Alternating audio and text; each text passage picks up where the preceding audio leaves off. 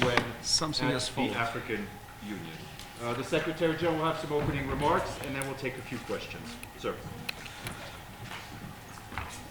Ladies and gentlemen of the media, thank you very much for your presence.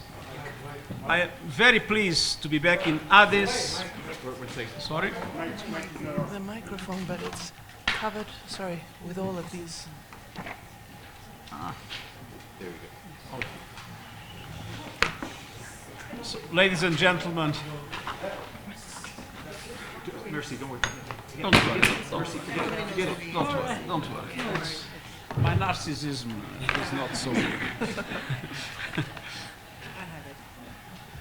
Ladies and gentlemen of the media, it's a pleasure to be with all of you, and I thank you very much for your presence.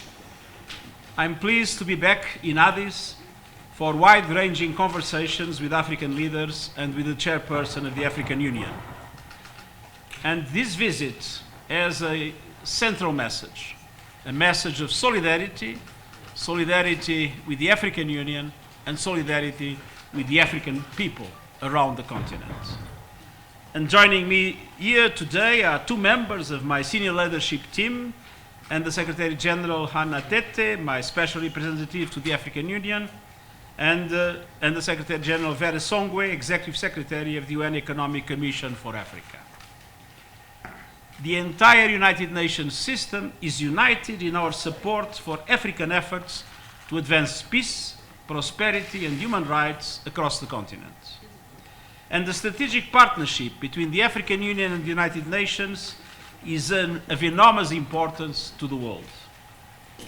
As we saw this morning, our relationship is growing ever stronger and more dynamic, particularly on the Silence the Guns initiative, human rights, gender equality, climate change, and sustainable development in the context of the Africa's Agenda 2063 and the 2030 Agenda approved by the General Assembly of the United Nations. In our conversations today, we took stock of efforts to achieve the Sustainable Development Goals. Here too, we want to build on African successes and advances, such as the African Continental Free Trade Area. We need a fair globalization so that Africa no longer suffers from unfair trading and financial rules, subsidies and other policies and market distortions that perpetuate inequality and make it harder for Africa to compete and prosper. And we also discussed the climate crisis. Africa has done the least to cause this emergency, yet suffers some of the most devastating consequences.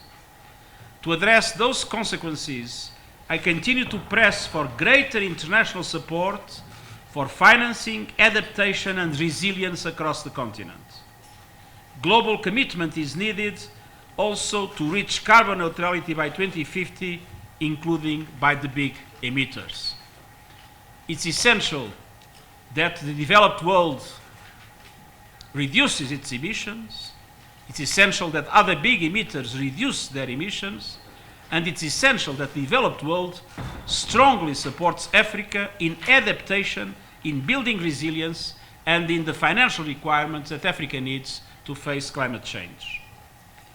And there is also a link between climate change and the unprecedented locust crisis plaguing Ethiopia and East Africa. Warmer seas mean more cyclones, generating the perfect breeding ground for locusts.